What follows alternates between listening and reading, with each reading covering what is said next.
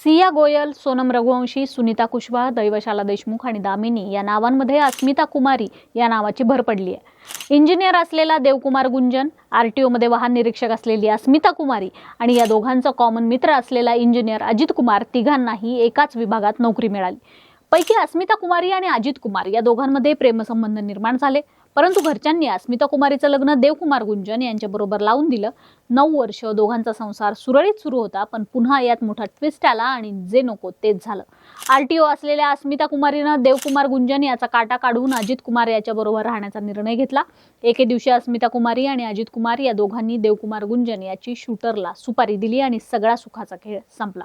पण सुतावरून स्वर्ग गाठणाऱ्या पोलिसांना मयत देवकुमार गुंजन याच्या मोबाईलमध्ये सेव्ह असलेल्या एका विचित्र नावावरून संशय आला आणि त्यांनी थेट अस्मिता कुमारी आणि अजित कुमार या दोघांनाही बेड्या ठोकल्या।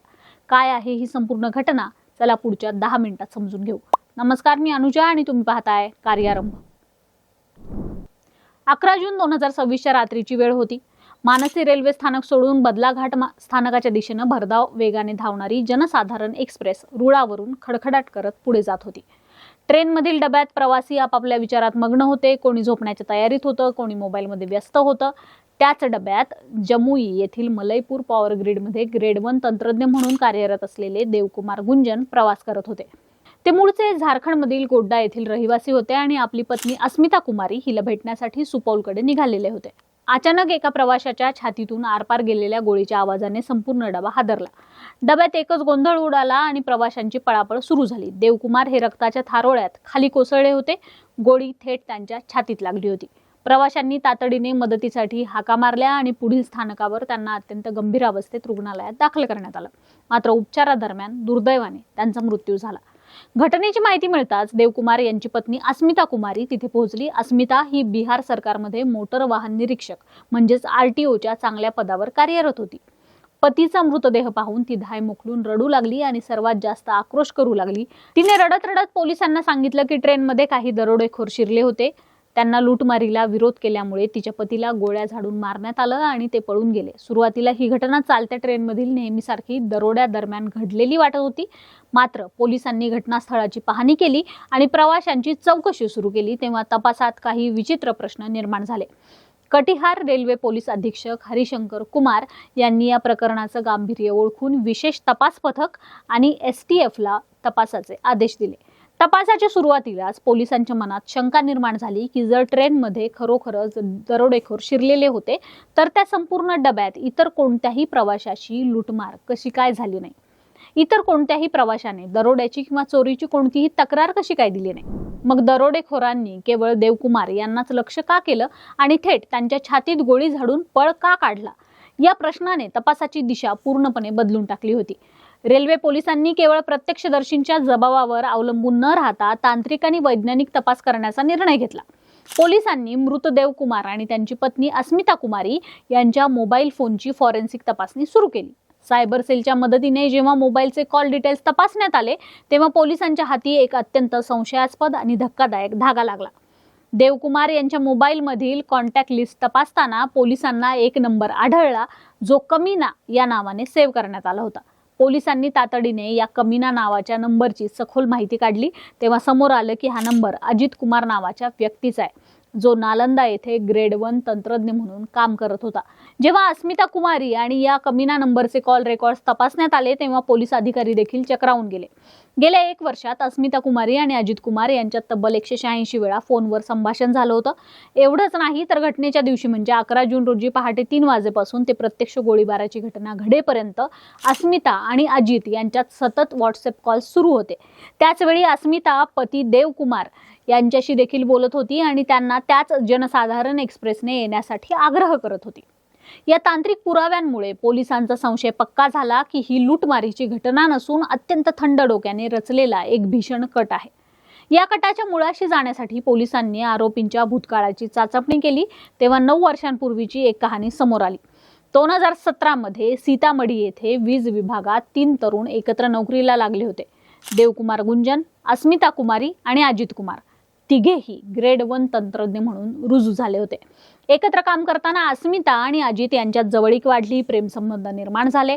मात्र 2018 मध्ये कौटुंबिक संमतीने अस्मिताचं लग्न देवकुमार गुंजन यांच्याशी झालं। लग्नानंतर काही वर्षांनी त्यांना एक मुलगी देखील झाली आणि त्यांचा संसार वरवर सुखानं सुरू होता.